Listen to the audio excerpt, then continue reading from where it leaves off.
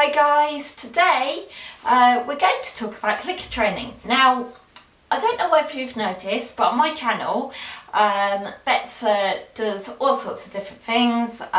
She does trick dog, she does disc dog, we dabble in agility, we dabble in a bit of fun obedience, and also she's an assistance dog as well. Now, I have to say, far by the most effective way to train your dog quickly and easily is by clicker training. Okay, now how does the clicker work? Okay, well, if we forget for one moment that this box is a tiny little plastic box with a piece of metal inside, and when I press it makes a noise, it's a camera. Okay, pressing it whilst not having treats around, not a good idea. Okay, dogs do what works. Okay, if it doesn't work for them, they're not going to want to do it. Rather like when we have a boss or when we have a teacher at school, okay, if they're nice to us, they respect us, they know what makes us tick, we're more likely to work harder for them. Okay, whereas if they're a bit of a knob to us, you know, start shouting at us, bullying us, pushing us around, we don't really respect them. We actually dread their presence. Now, the thing is, this concept is no different in dogs. The reason why the clicker training works so well, okay, is because it works really like a camera. Okay, now forget again that it's a little plastic box with a little tongue inside. It's a camera, and this is your shutter. Okay, you're pressing a shutter on the things that you want your dog to do. So you're taking photos with a box of what you want your dog to do. Okay, so the thing is about taking photos is you can't take a photo before the thing that we want to photograph, and we can't take photos after the thing has happened. Okay, because the shutter, unless you have like some sort of future shutter speed or something, you press the tongue and you're taking a photo of the thing you would like your dog to do. Okay, so say I'm trying to teach Bet how to hit a target. Okay, now what would happen is that if she hit a target, whereas using her paw or her nose or something, I would take a photo with my camera. Okay, now the only thing is the photo can only be developed, or rather the behaviour can only be developed if the dog knows what the camera means. Okay, now to create meaning to the camera, so you can take photos to develop behaviours, okay, we first have to apply meaning to the clicker. Okay, now lots of dogs you probably won't need to do this exercise with anyway. They will probably twig what is happening really fast. The reason I get people to do this exercise is more for the humans, okay, because when you use your clicker, you click once. Okay, that once, what happens is the very next thing you should be doing is rewarding your dog.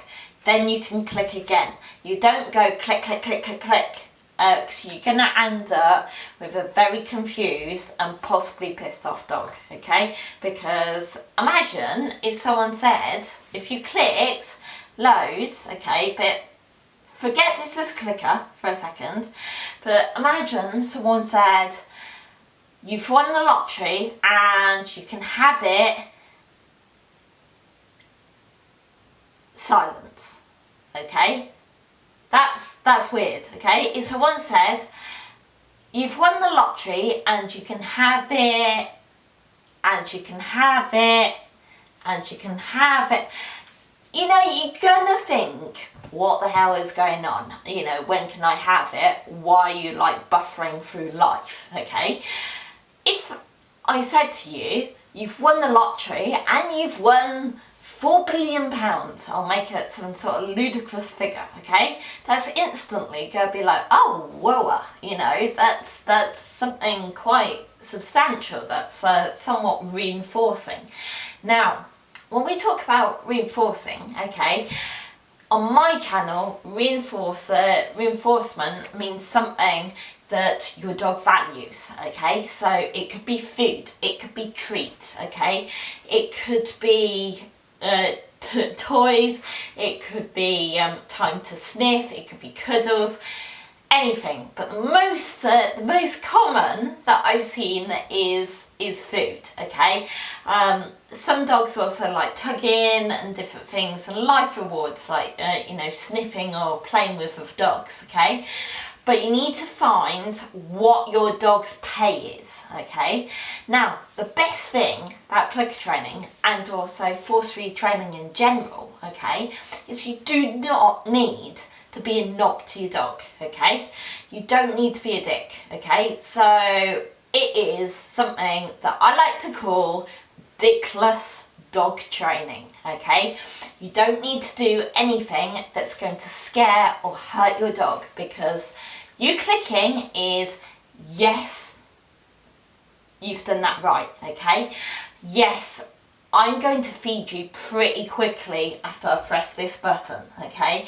So they're learning, it's great, because they think I'm training you, okay? The dogs think they're training you. They're thinking, oh, this human, she's got this marvellous little box. I've trained her how to use it, how to click, so I get food, okay? I bet you that's what's going on in their brain. It's awesome, okay?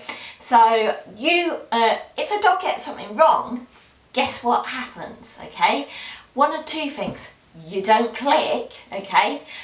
That's a clear message. That's just saying, no, that's not working, okay? Try again until you can make me click, okay?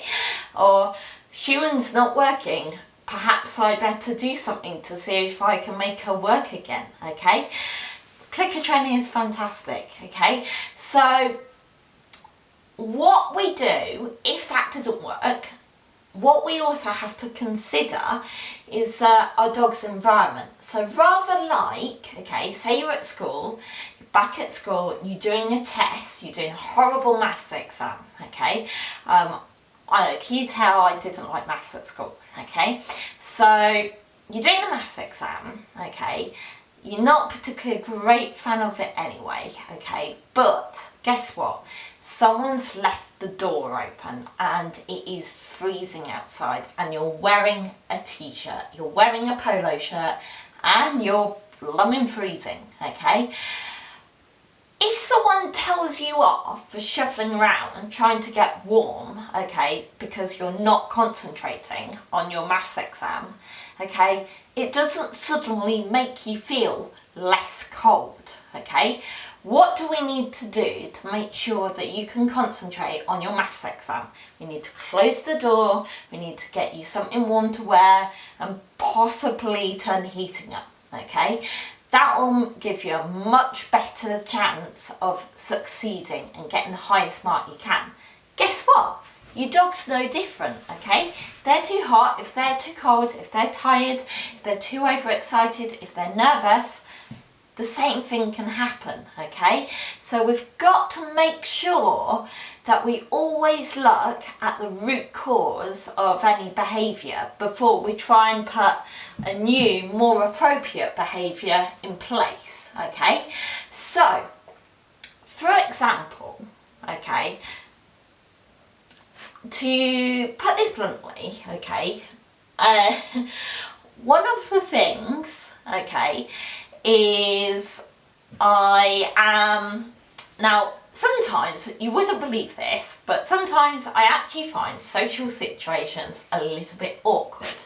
Now I have this horrible, or it's not horrible, but it's kind of awkward, because when it goes silent, okay, if I'm talking to friends, okay, I hate it. I feel like I have to fill that silence, okay, because socially my brain is thinking, what the hell do I do, okay? So that's most likely the time where I'm going to be a sarcastic bugger, or I'm going to say something completely inappropriate. It's not even that there's like a moderator filter up there, it's just like, it's almost like it's a little devil on my shoulder that just goes, say it, say it, say it, say it now, say it now.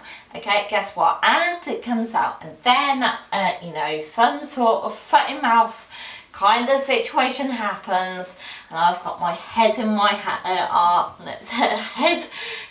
head in my hands, and I'm just not sure what to do. Okay, what about, okay, if people knew how my brain functioned? Okay, that's how my brain functioned, and you know, they just understood, okay, that's Ruby, she's being weird, but it's okay, that's her weird way of coping, it's okay, she doesn't mean anything by it, it just falls out, and actually we can laugh about the ridiculous inappropriateness of this later. Okay, your dog is no different.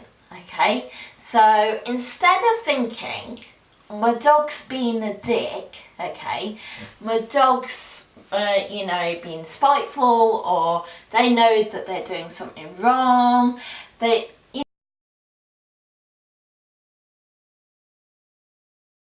know, rather than thinking about the behaviour in front of you, okay, think about why it's there.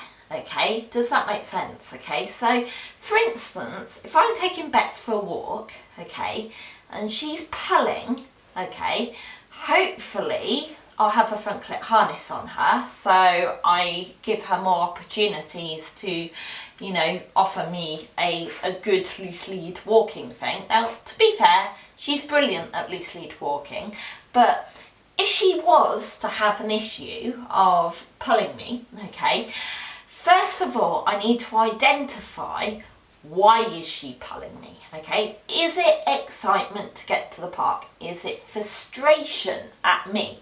Is it nervousness? Is it being petrified of another dog that looks like she's, you know, basically saying it wants to eat her, okay, or at least that she's thinking that?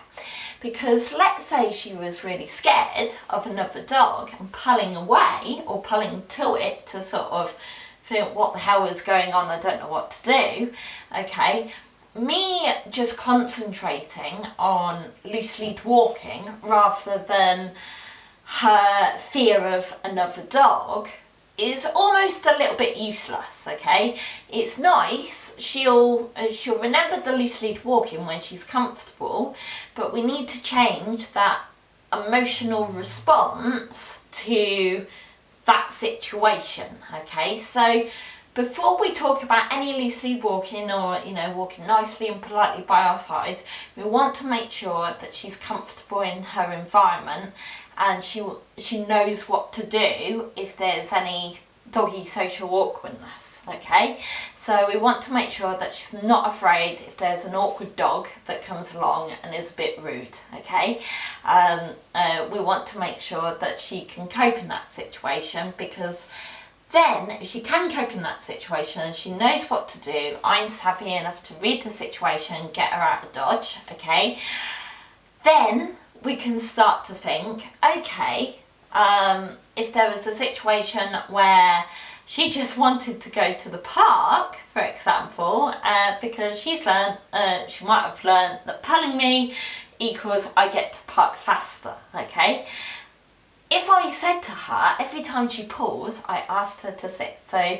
she's like anchored to the ground, it doesn't work. Okay, she's just sat, I'm not forcing her to sit, I've just asked her to sit. As soon as she sits, I go yes, and we continue. So she pulls, she sits. So she, you know, I'm not being permissive, I'm not just letting her cause complete mayhem, but what I am trying to teach her is something that's more appropriate behaviour wise to put in there. You know, sitting, for example, is not painful and it's not scary, but it might be mildly inconvenient towards her end goal, okay, which is to go in the park to have fun, okay. So if she pulls, what I can do is I can ask her to sit, because then she'll realise that actually what I need to do to get to the park quicker is walk nicely, okay, because every time I pull, we have to stop, we have to sit, so that doesn't work, okay.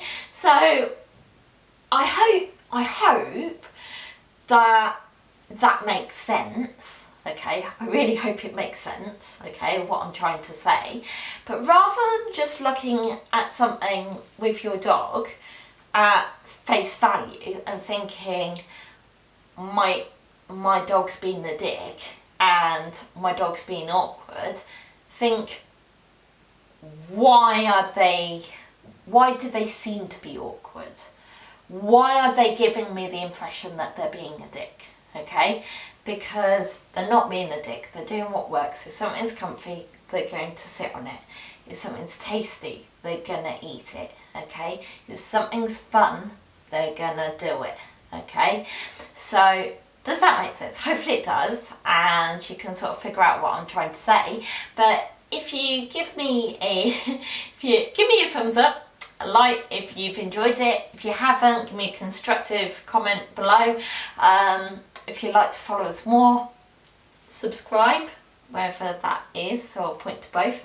And if you found it useful, make sure you share, okay? See you around, bye!